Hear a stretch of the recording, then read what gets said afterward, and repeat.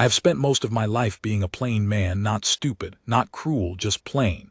I kept accounts straight. I settled debts.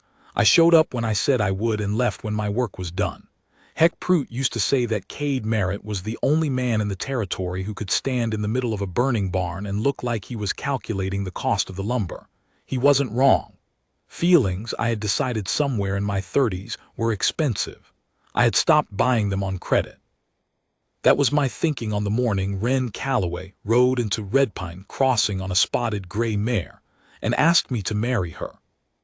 She came straight to the livery, which was where I was working that fall mucking stalls for Borden Finch, who owed me wages and had nothing but work to pay them with.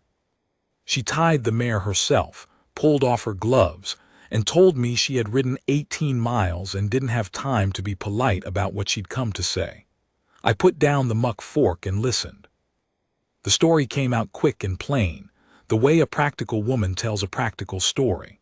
Her husband, Amos Calloway, had died of a chest fever the previous February, 2 years into their homestead claim at the flat.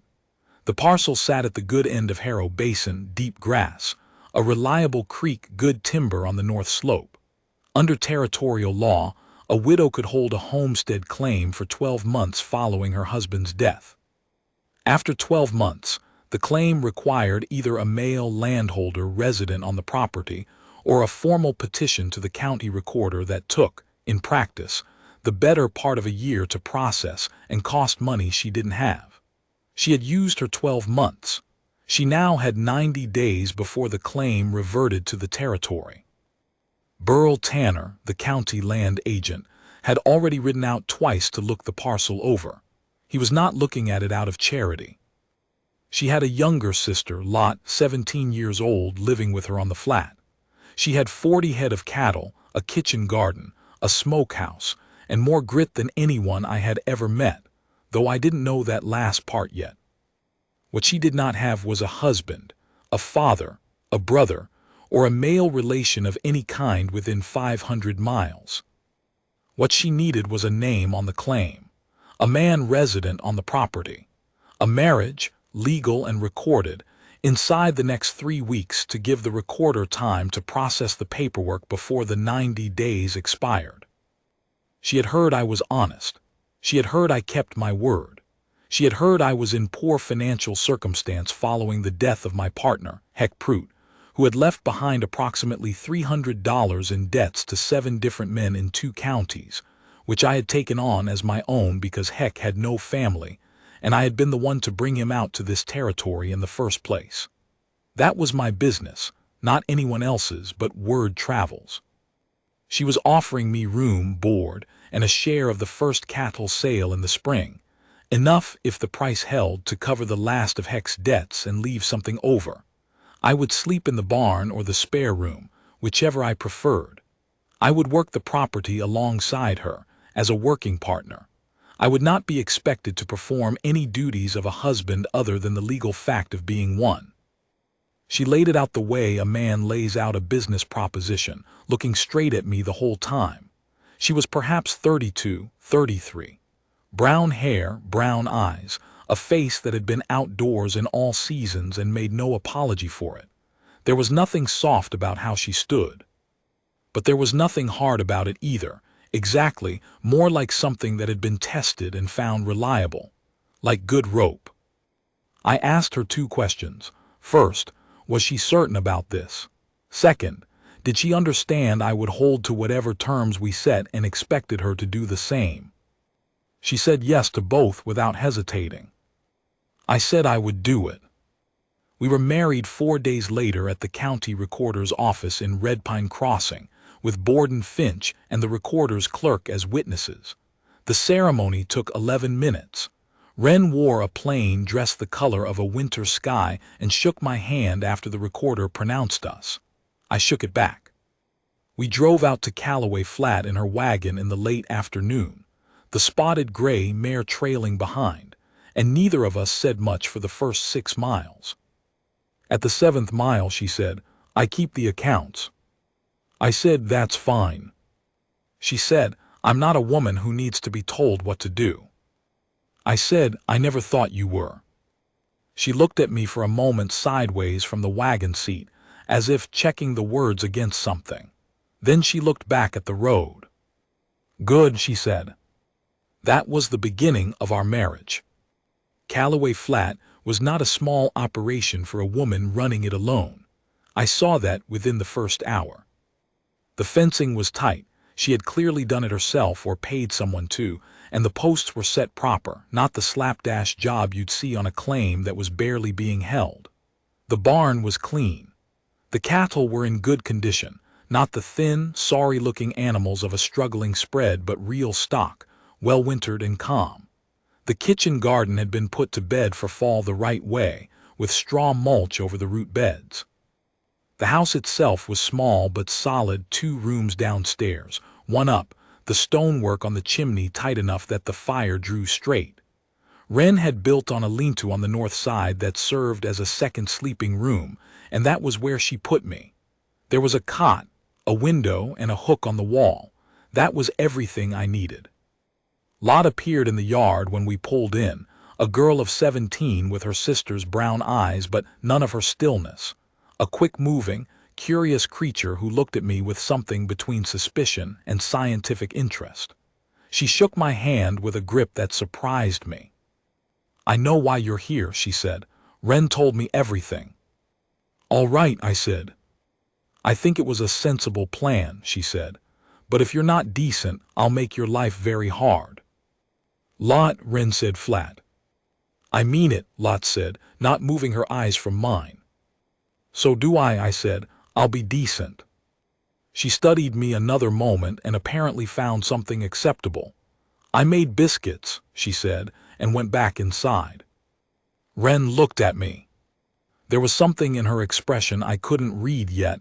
It wasn't quite apology and it wasn't quite pride. "She's protective," she said. "She's right to be," I said. Wren looked at me again in that sideways way of hers. Then she unhitched the horse, and we went inside for supper, and that was how I came to live at Callaway Flat. The first weeks were workmanlike. We had established the terms, and we kept them. I rose before light and did the barn work. Wren had been doing it herself, which I could see in the condition of her hands, the particular calluses of a woman who lifted and carried and shoveled without anyone to share it. I took the barn. She kept the house accounts and the cattle records and made the decisions about the herd, which were hers to make. We ate at the same table and spoke about the work, the weather, the condition of the fencing on the east pasture, the state of the creek crossing.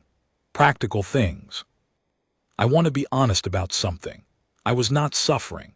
I had been colder and harder off than a clean bed in a lean-to and regular meals. But I was also not present in the way a man is present when something has his heart. I was there in body and in duty. My heart was still sitting somewhere back in Red Pine Crossing, on the other side of Heck Prute's account books, not quite believing it had anywhere to put itself. Burl Tanner rode out on the 3rd week. He came up the track in the early morning when I was splitting wood in the side yard, and he pulled up his horse and looked at me with the particular expression of a man who has just found something where he expected to find nothing. He was maybe 50, fleshy in the jowls, with the careful dress of a man who wanted people to think he was more important than his salary justified. He had a clerk with him, young, thin, nervous. "You be the husband," Tanner said. "Cade Merritt," I said. I put them all down. "You'd be Tanner." "County land agent," he said. "I have business with Mrs. Callaway." "Mrs. Merritt," I said. His jaw moved. "I'll need to speak with her." "I'll get her," I said. "You can wait there." I walked inside and told Wren.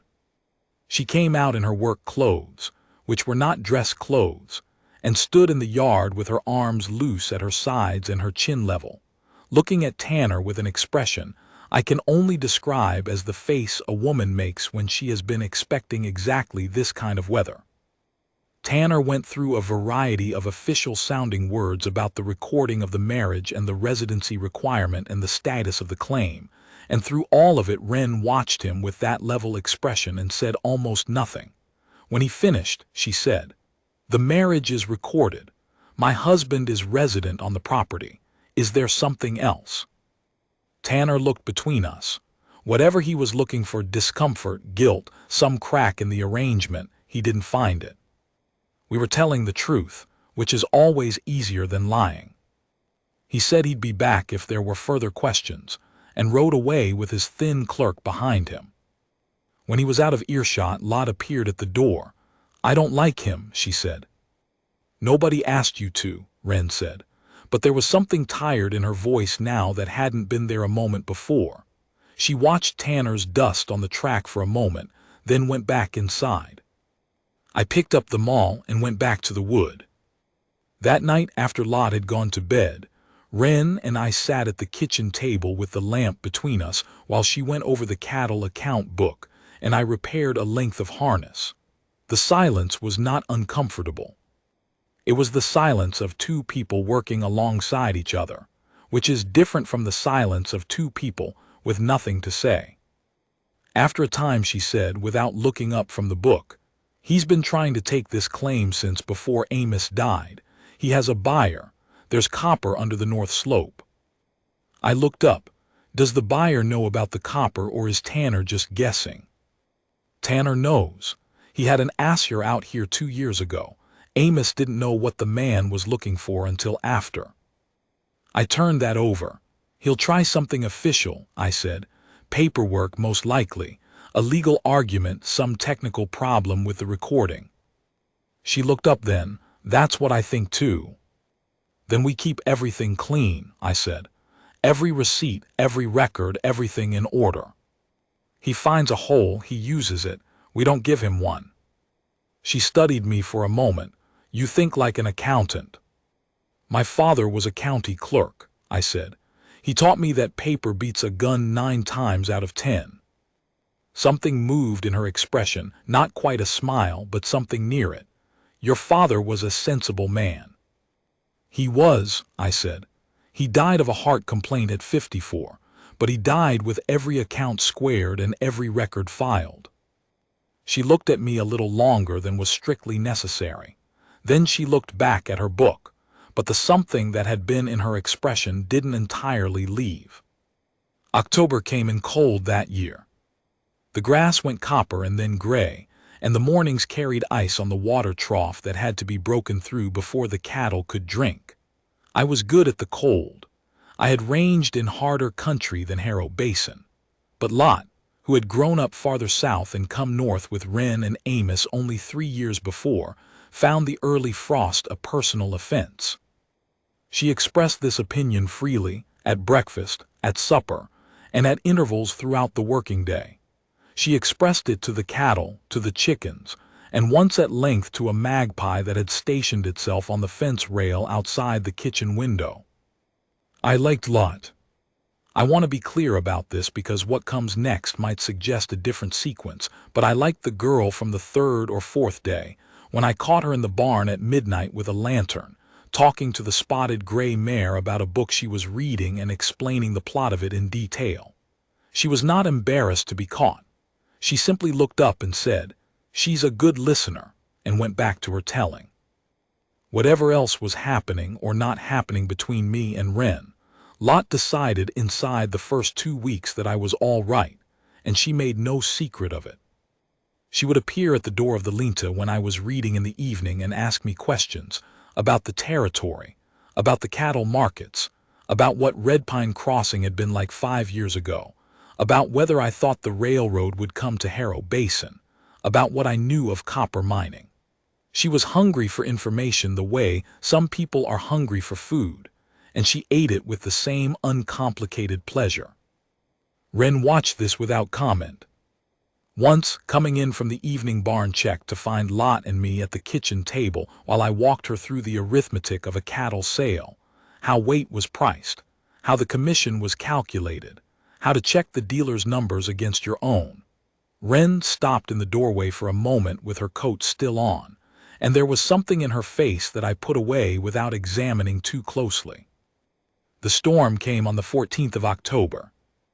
It announced itself the night before with a sky the color of a bruise spreading from the northwest, and a wind that had some specific business it was attending to.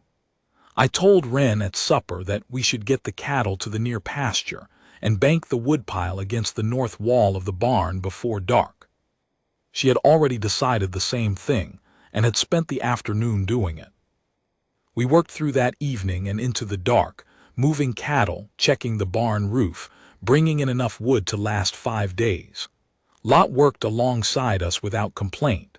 By the time we came inside, the first of the snow was coming sideways off the basin rim. It snowed for 2 days and 2 nights without stopping, and then the temperature dropped to something that made the snow irrelevant because nothing was going anywhere anyway. The creek froze solid enough to walk on. The track to Red Pine Crossing disappeared. The world reduced itself to the house, the barn, the narrow path between them, and the 4 days we spent inside this reduced world. I will tell you what I remember. I remember the sound of the wind in the chimney, which had its own voice, a low, persistent note that rose and fell but never quit. I remember the lamplight on the kitchen table, which was where the 3 of us spent most of the days, because the kitchen was the warmest room and there was plenty to do there: mending, accounts, the reading aloud that Lot proposed on the second afternoon, and Wren agreed to with the air of a woman making a reasonable concession to practical necessity. Lot read from a novel she had brought from Red Pine, something about an English family in difficult circumstances. She read well, with feeling, and she did not apologize for the feeling. Wren mended harness and listened. I worked through the cattle account book, checking Wren's numbers against my own calculations, not because I suspected error, but because I had nothing else to do, and the math was something to put my hands on. On the second evening, somewhere after supper and before bed, Lot fell asleep in the chair nearest the stove with the book open on her chest, and Wren and I were alone at the table with the lamp. She was working on the account book herself by then. I was reading a 2-month-old newspaper I had found in the lean-to. We were not speaking. The wind worked at the chimney. After a while she said, without preamble, "What happened to your partner?" I put the newspaper down. "Which part?" "Any of it, you don't have to tell me." I thought about it. I was not in the habit of telling it, but the storm and the lamplight and 4 days of close quarters had done something to the usual distance I kept, and I found I didn't want the usual distance. Not right then. "Heck, Prout," I said. "We came out here 6 years ago from Missouri, had a plan to run cattle in Harrow Basin. Good plan, actually. The grass is right, the water's reliable, the market's growing. We homesteaded a parcel on the west side of the basin near the Elk Fork, built a cabin, got our stock." "What went wrong?" "Heck," I said, not bitterly, just true. Heck was the best man I ever knew in the ways that count, loyal, brave, worked until he dropped. But he had a weakness for card games and men who promised returns on investments. He borrowed against the parcel without telling me. When the investments failed, the parcel went with them. I found out when the creditors showed up. Wren was watching me, and you took on his debts. He had no one else, and I was the one who brought him here. I didn't want to let him die thinking he'd dragged me down with him." I paused.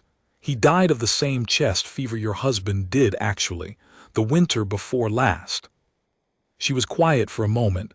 "I'm sorry." "He was a good man with a bad habit," I said. "He knew it. The debts weren't malice, they were optimism, which is its own kind of trouble." She looked down at the account book, then back up. "And now you're paying them." 3 more payments," I said. "Spring sale covers the last of it, with your percentage."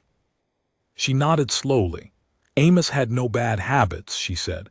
"He was steady and careful and worked harder than any man I've known. He still died." She said it without self-pity, just as a fact she had been carrying long enough that it had lost its sharp edges. Sometimes careful isn't enough. "No," I said, "it's not." The fire shifted in the stove. Lot breathed steadily in her chair. "What will you do after?" Wren asked. "When the debts are clear?" I had thought about this. "Find another parcel," I said. "Something smaller, maybe, on my own this time, run it straight." She looked at me for a moment with an expression I couldn't read. Then she looked back at the book. "That's a reasonable plan," she said. "Thank you," I said. And then, because the storm and the lamplight had done their work, I said, "What about you?" She was quiet long enough that I thought she might not answer. Then she said, "I'm going to keep this land, whatever Tanner does. I'm going to keep it and run it and make it into something that Lot can stand on when she's ready to stand on her own." She paused. "After that, I don't know. I've been thinking so hard about the keeping of this place that I haven't thought much past it." I nodded. "That's an honest answer," I said. "I don't see much point in any other kind," she said. I looked at her across the lamp. 32 years old, maybe 33, with a storm outside and a sleeping girl in the chair and $300 of someone else's debts in my pocket. And I noticed, not for the first time, but for the first time I let myself notice it clearly, that Wren Calloway was a person I wanted to keep knowing. Not because of the arrangement, because of who she was. I didn't say that. It was too early, and neither of us was built for that kind of declaration without foundation. But I noticed it, and I held it, and the storm howled at the chimney and the lamp burned low, and that was the end of the second night. November was easier than October had threatened. The snow pulled back and left hard-frozen ground, and a clarity to the air that made everything visible for miles. I could see the basin rim from the kitchen window in the mornings, the dark line of it against a sky that was the particular blue of cold country, and I began to understand why a person would fight for this piece of land. Wren and I had settled into something that was not exactly friendship and not exactly the distant professional arrangement we had agreed to, but something between. We talked more. Not about large things, mostly, the cattle, the weather, the condition of the track, whether the creek crossing would hold. But the talking had a different quality now. Less careful. Less like two people keeping their accounts straight and more like two people who had started to trust the math. Lot noticed. Lot noticed everything and held back nothing about what she noticed. "You two are different," she said one morning at breakfast, apropos of nothing. "We're the same," Wren said. "You're not," Lot said serenely, and went back to her porridge. I did not look at Wren. Wren did not look at me. This was itself a form of acknowledgement. The thing was, and I had been honest enough with myself to see it clearly by then, the arrangement had stopped feeling like an arrangement sometime during that October storm. Not all at once. The way ice cracks is not all at once. It is pressure, and then one day the pressure finds the weak line and runs it through, and what was solid is changed. But slowly enough that you can spend a long time looking at the surface and not seeing what's already happened underneath. I was careful not to be in her way. I knew my place on the property, which was the work, the barn, the fencing, the cattle drives to the Red Pine Market when the time came. I did not presume. Whatever was shifting inside me was my own business, and a man who presumes on a business arrangement he volunteered for deserves what he gets. But there were moments. The evening I came in from the barn with a cut on my forearm where a fence nail had gone wrong, and she took my arm without asking and cleaned the cut and bandaged it with the efficient tenderness of a woman who had done it for a husband before and didn't think twice about doing it again. She didn't make a fuss about it. She just did it. And when she was done, she held my arm a moment longer than strictly necessary before she let it go.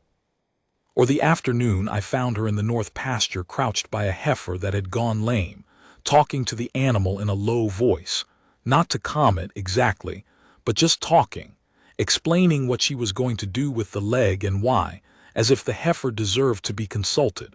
She didn't know I was there. I watched for a moment and then went back to the fence I'd been working on and didn't mention it. Or the evening Lot read to us again from the English novel, which had reached a chapter where the two main characters finally said what they had both been thinking for 200 pages. And when Lot finished the chapter and looked up, she looked directly at me and then directly at Wren and said, with an air of enormous satisfaction, "See." "Read the next chapter," Wren said. "I think that's enough for tonight," Lot said and went to bed. The silence after was different from other silences. "She's not subtle," I said. "No," Wren said, "she's not." She looked at the closed door of Lot's room, then she looked at the table, then she said very quietly, "She's not wrong either." I looked at her. She was still looking at the table. "No," I said, "she's not." Wren looked up then, and we looked at each other in the lamplight. And there was something between us that had been building since October and had been pretending it wasn't, and it stopped pretending. Neither of us said anything more that evening, but something had shifted. Something that had been underground came up. The trouble with Tanner came in December, which was probably the worst time for it, and probably not a coincidence. I was in Red Pine Crossing for the pre-winter supply run when I heard it from the clerk at the general store. A woman named Bessie Flood who knew everything that happened in the county and shared it freely with people she found trustworthy. She had decided I was trustworthy on our third meeting, and I had done nothing to discourage her. What she told me: Burl Tanner had filed a formal complaint with the Territorial Land Office in Millhaven, 2 days' ride north. The complaint alleged that the Merritt marriage was a fraudulent arrangement entered into for the purpose of manipulating the residency requirement on the Callaway parcel, and requested that the claim be reverted to territorial control pending investigation. He had a witness, a man from Red Pine named Deaver, who was prepared to swear to an affidavit stating that he had overheard me discussing the fraudulent nature of the marriage with a third party.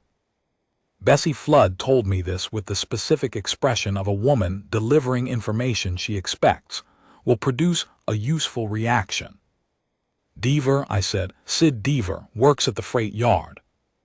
"The same," she said. "He's been in Tanner's pocket for 2 years. Ran a boundary dispute for him over the Harper property."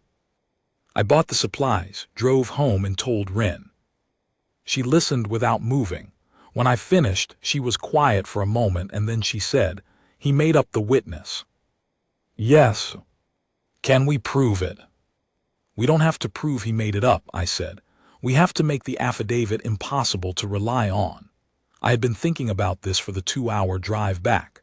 The complaint goes to the Territorial Land Office. Before it can be acted on, there's a review period, 30 days, by territorial statute. During that period, the claimant can respond with documentation. What we need is documentation that makes the case for the legitimacy of the marriage on its own terms, independent of anything Deaver says. Wren looked at me steadily. "What kind of documentation?" "Witnesses," I said. "People who have seen us on this property, working together, living here. Borden Finch was at the wedding. The recorder's clerk. Bessie Flood has been in this store when we've come in together. The Hartley family 2 miles east, I've helped their oldest boy twice with fence work. All of them can speak to what they've seen." I paused. "And there's one other thing," I said. She waited. "Deaver's affidavit says he overheard me discussing the fraudulent nature of the marriage with a third party," I said. "The only third party I have ever discussed this arrangement with is you, which means either Deaver has a very specific talent for lying in detail, or Tanner gave him the story and the details. If Tanner gave him the details, there has to be a record of their communication, a note, a payment, something. Tanner is the kind of man who writes things down because he thinks paper protects him." Wren was quiet. "We'd need a lawyer," she said. "I know a lawyer in Red Pine," I said. "Ezra Drum. He's small practice, but he's sharp, and he doesn't like Tanner. Nobody who's been in this county for any length of time likes Tanner." I watched her working through it. This was one of the things I had come to understand about Wren Callaway in the months we had been at this table together. She processed fast and thorough, like a good adding machine. She was not a woman who asked for more time than she needed. "Get Drum," she said. "Tell him everything, including the original arrangement." I looked at her. "Including the original arrangement," she said again. "If Tanner's argument is that it was fraudulent from the start, the truth is better than a story. The truth is that 2 adults made a practical arrangement in good faith, both benefiting, no deception intended toward the law, only a legal use of it. That's not fraud. That's resourcefulness. She held my gaze. And whatever it was at the start, she said quietly, it isn't that anymore. The kitchen was very still. No, I said, it isn't. She nodded once as if this settled something. Then she said, write to Drum tonight. I'll start the witness list. We worked at that table until past midnight, and neither of us pretended we were only working on the legal case. Ezra Drum was a small, precise man of 55 with white hair and the particular alertness of a man who had been underestimated his whole career and had profited from it. He came out to Callaway Flat on the 2nd of December, looked at every document Wren had kept since the day Amos staked the claim, listened to everything I told him including the original terms of our arrangement, and said nothing for a full minute. Then he said, you kept excellent records. My father was a county clerk, I said. So you mentioned, he said. Mrs. Merritt, is there anything in these accounts that Tanner could use? No, Wren said. You're certain? I keep clean books, she said. He looked at her over his spectacles with the expression of a man who has spent his career separating the people who say that from the people who mean it. Apparently she passed. Here's what I believe, Drum said. Tanner obtained the story of your original arrangement from someone. I don't believe Sid Deaver was present for any conversation between the two of you. Deaver is a purchase tool. What I need to find is the purchase record. He paused. There's a woman at the land office in Millhaven named Clara Thorne. She processes the complaints. She and I went to the same school in Ohio 40 years ago, and she has a profound dislike of men who use official process to steal other people's land. I will write to her this week. He packed his bag and rode back to Red Pine Crossing. 3 weeks later, Clara Thorne found a letter. It was not precisely a smoking gun. It was a letter from Tanner to a silent partner in Millhaven, discussing the copper deposit on the north slope of Callaway Flat and mentioning in 2 sentences that the residency arrangement at the flat will be addressed before the spring, and that the witness has been properly incentivized. It did not name Deaver, but it placed Tanner in a prior conspiracy with his complaint, which made the complaint look exactly like what it was. Drum presented it as part of our response to the land office. The complaint was dismissed in January, 12 days before the final deadline on the claim. The parcel was formally recorded in my name and Wren's name as joint holders, and Burl Tanner received a formal censure from the Territorial Land Office that would follow him into whatever next scheme he attempted. Bessie Flood told me about the censure with the air of a woman who had been waiting for a satisfying conclusion to a long story. I drove home.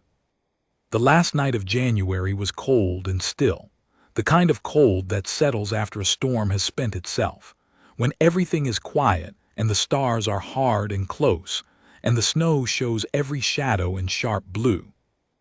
I had spent the afternoon hauling wood, which is good work for a cold day because it is simple and it keeps you warm from the inside, and there is something satisfying about a stacked woodpile that survives most other satisfactions. Lot had gone to bed early, which I believe was a decision she had made some time in advance. Wren and I ate supper and washed the dishes, which we now did together without comment, a thing that had shifted somewhere in November and sat at the table. The lamp was low. The fire in the stove was solid. She said, Drum sent the final confirmation today. It's done.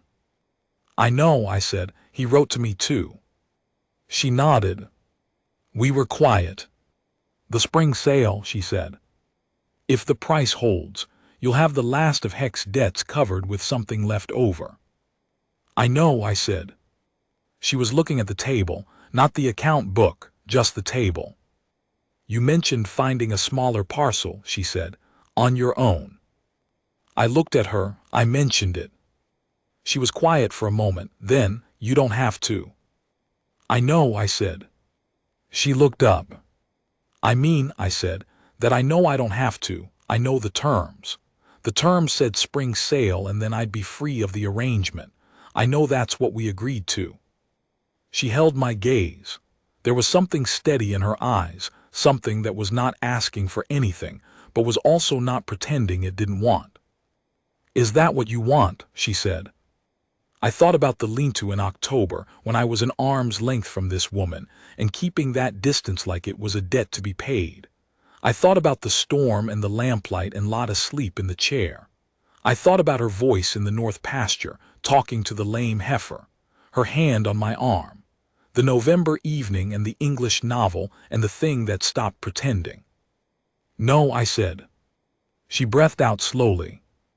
"It isn't what I want either," she said.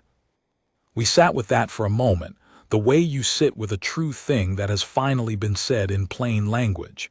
It had been true for a while. We were just catching up to it.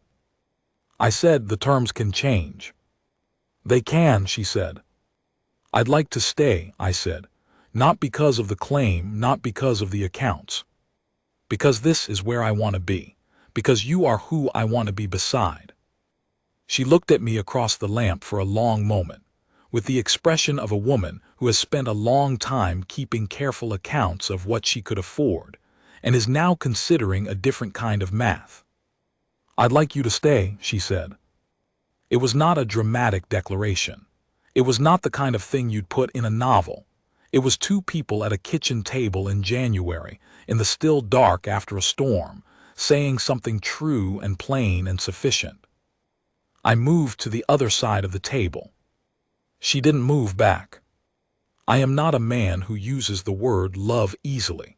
My father used it sparingly and meant it every time, and that was the example I had. But I will say what I know. By the time the snow left Harrow Basin in March, Callaway Flat was mine in every way a piece of land can be a man's. Not because of a legal document, though we had one, and not because of work, though I had put it in, but because the people on it were mine and I was theirs, and that is the only way a home is ever actually made. Lot turned 18 in March. We gave her a party, the three of us, which consisted of a good supper and a cake Wren made from a recipe she had carried from her own mother's kitchen, and the first volume of a natural history of the American West that I had ordered from a bookseller in Millhaven as soon as I'd seen the catalog Bessie Flood kept at the general store. Lot cried a little, which surprised her and not us. She held the book against her chest for a moment with her eyes shut. "I'm going to be a naturalist," she said. "I know," Wren said. "You said nothing of the kind last year," Lot said. "I said nothing because it wasn't settled yet," Wren said. "Now you're settled." Lot looked at her, then at me. "You too." "Me too," I said. She smiled, the quick, whole, uncalculating smile of a young woman who has decided the world is going to be all right, and opened her book. The cattle sold in April at a price that was not the best I had seen and not the worst, and when I settled the accounts, Heck Prute's debts were paid to the last dollar, and there was money over. I sent a portion of it to Ezra Drum, who returned half of it with a note saying he had not taken the case for money and was not going to be paid as if he had, but that a good bottle of whiskey at the Red Pine General Store would not go unappreciated, and he had already taken the liberty. I kept Heck's account book after I closed it out, not out of sentiment exactly, out of respect. He had been a man who tried hard and fell short by just enough, and that is not the worst thing a man can be. I put it on the shelf in the lean-to, which by then was not where I slept but where I kept my things, the small collection of a man who has learned that things are not what a life is made from. On the first warm evening of spring, a night in late April when the basin smelled of new grass, and the creek was running full and there was no wind, Wren and I sat on the porch after supper, while Lot was inside with her natural history, and the dark came in slowly the way it does in spring, not falling but gathering, and the basin rim went from dark against a lighter dark to invisible, and the stars came out one at a time. After a while she put her hand in mine. I held it. "Good evening," she said. "Good evening," I said. The creek ran in the dark. The cattle moved in the near pasture, a slow, settling sound. The chimney breathed out wood smoke and the house behind us was warm. That was enough. That was everything. When a man has been cold for long enough, warm is not a small thing. And when a man has been lonely long enough, the hand of a person who chose him, not because she had to, not because the arrangement required it, but because in the long, quiet work of a winter she had seen what he was and decided it was enough. That hand is not a small thing either. I had ridden into Harrow Basin alone, carrying another man's debt and the mistaken conviction that I was through with wanting things. I had been corrected in this mistaken conviction by a woman on a spotted gray mare who had ridden 18 miles to make a practical proposition and ended up changing everything, though neither of us knew it at the time and probably wouldn't have believed it if we had. Ren Merritt, who kept clean books and talked to lame heifers, and had a hand that fit in mine the way a thing fits when it was always going to fit, if you were just patient enough to let the math work itself out. I was not a sentimental man, but I knew what I had. I held on,